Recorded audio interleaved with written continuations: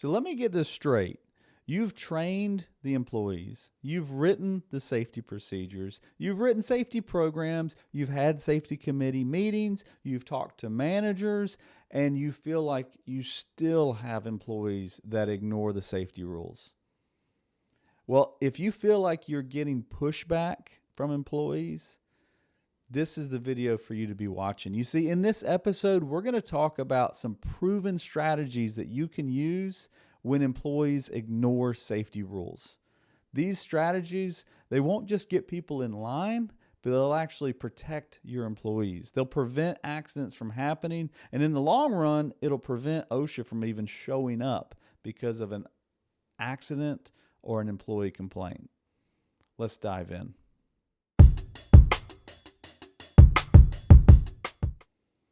Well, hey friend, I'm David Sawyer. Today, we're going to be talking about some proven strategies that you can use when employees don't want to follow the safety rules. But before I jump into the content of this episode, I want to ask you a quick question. What would you do if you heard this? And OSHA was at the front door right now. Well, hopefully you wouldn't be terrified, but you probably would feel like, oh, I don't know if I'm prepared. Because that's how most managers feel. That's how most company owners feel. They don't feel like they're prepared for an unexpected OSHA visit. Well, that's the reason I created a checklist. I actually have an OSHA audit checklist that you can access that will walk you through all the steps you need to do to prepare your company for an unexpected OSHA visit. You see, I have an online video that goes along and explains step by step what you need to do to prepare your team for an unexpected OSHA visit. This is a free tool. You need to access it now. Go to my website, helpwithosha.com. You can access the free OSHA audit checklist. And that way, if you hear this sound, you'll be prepared. And you'll feel like, hey, I know what to expect. I know how to get through this. Now, let's talk about what you need to do if you got employees that don't follow the safety rules. Well, what I've found so often is employees that don't follow the safety rules don't even know what the rules are.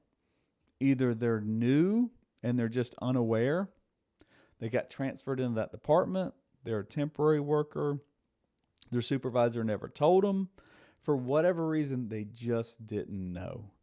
So communication is really, really important. So we want to make sure, number one, the very first thing we want to do before we start getting frustrated and disciplining employees for breaking the rules, we want to make sure that we've done our job to set really clear expectations for how to do the job safely, right? We want to make sure that it is very clear that they have the right tools for the job. They got the right PPE for the job.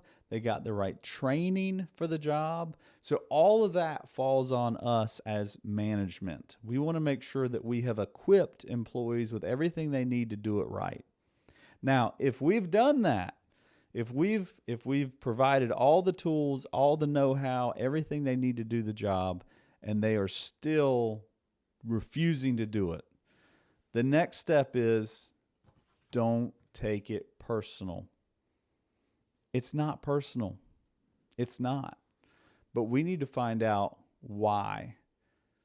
Why are they not following the rules? Now, I can read your mind because I've thought the same thing. Oftentimes I think, well, they're just lazy. They're lazy. They're lazy.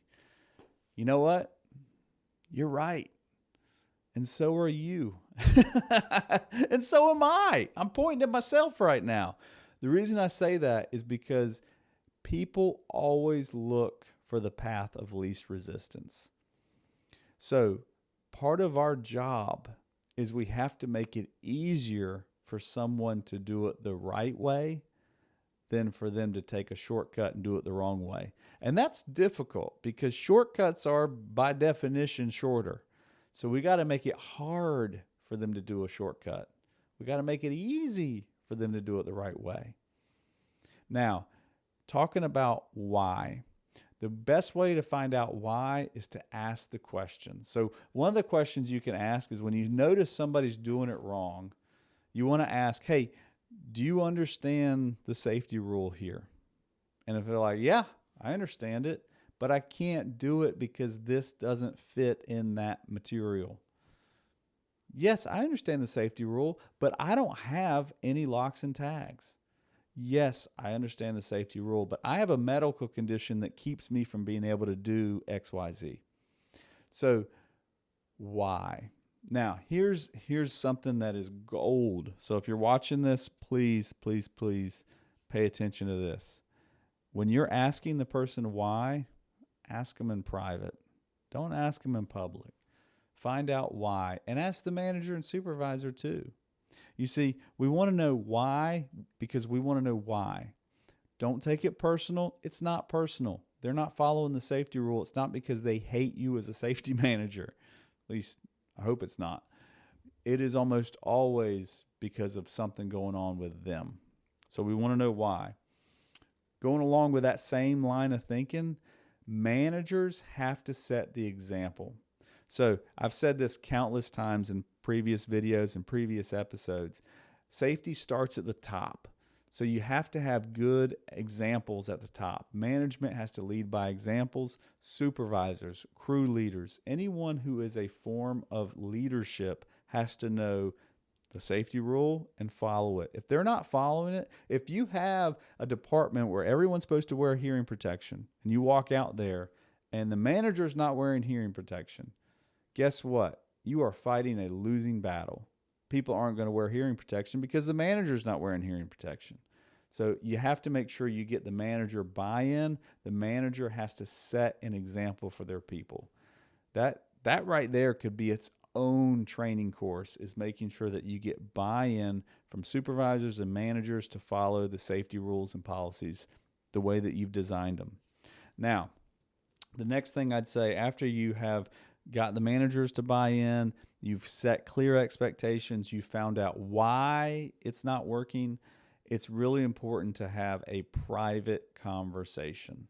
So when it comes to discipline, when it comes to calling somebody out, in the movies, they do it in public, right? They discipline in public, they reprimand in public, they call someone to the table, they call somebody to the carpet, whatever you want to say, and it makes them feel like a big, whew, I made my point. He got what I was saying. I won that argument.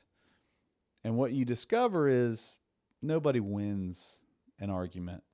When you have to push through with power like that, you create disgruntled employees. That's what you do. Do not argue in public. Do not reprimand in public.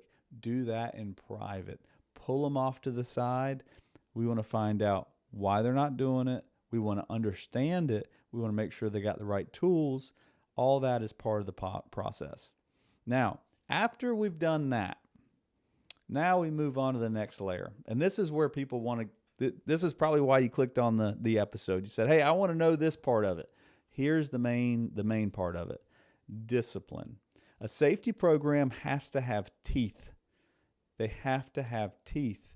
So your HR department probably has an employee handbook that has the discipline policy written out. There should be a verbal reprimand. There should be a written warning, and then there should be some action associated with it. Those are usually the top four, and typically the last one is you're terminated. You're out of here. Now, hopefully we don't even get to the second or third one, right? We want the verbal reprimand to make it sting enough to where someone goes, yeah, I need, I'll be honest, I hadn't been doing the right thing for a while, but I will now. Again, private conversation. Hey, I need you to follow the rules on this, man. We put this situation in place. Explain why the safety rule exists so that they're safe and they're protected and they go home the same way they came in, 10 fingers, 10 toes. We want them to be healthy. So we're explaining that. And then we're going to make sure that they get a clear verbal reprimand. Then we proceed on to a written one, and then we proceed on to some kind of action, usually a suspension. Now, I'll be honest. I don't want to get to a suspension. If I have somebody that's that stubborn with their heels dug in, they're just not worth it, man. They're not a good employee. If everybody else can follow it, but this guy can't, we probably need to find a different position for this guy. So that's the last one. Now, here's something to kind of just keep in mind. When it comes to discipline, we want to make sure we got clear expectations, and we want to do it early and consistent. Early and consistent. We do not want to keep favorites when it comes to discipline. Everyone needs to be treated equally. We need to make sure that when we catch somebody doing it wrong, we find out, do they understand the right way to do it? Do they understand why it's important? Do they have the right tools to do it? And then we ask that question of, okay, why are they doing it wrong? And we might need to work up that progressive discipline. But we want to catch them quick, because if you don't catch them doing it wrong and they continue to do it wrong for months, guess what they're going to tell you when you catch them? They're going to go, well, heck, I've been doing it like that for 4 months and nobody said anything. We want to make sure that we say something when we see it. And that's also why, and this is kind of a big picture thinking, we don't expect the safety manager. You are not everywhere at once. You can't be everywhere at once. So we got to make sure that we have a system in place to where managers and supervisors are helping. And even bigger, even more important than that, is to have coworkers and peers actually work together to have people follow the safety rules. The last thing I'll point out, this is just kind of a pet peeve of mine, you want to start out like you can hold out. So depending on your company and your organization, some companies I go and I work with, and they have never had a clear safety policy or clear safety rules, and it's kind of the wild, wild west. If you're working at a company that's the wild, wild west, you got to pick and choose your battles. And I'll be really clear, pick the battles that are going to protect people. I'm not picking record-keeping battles, right? Not picking signage battles. I'm picking battles that are going to protect people. So again, use this through your own lens where you are at your company.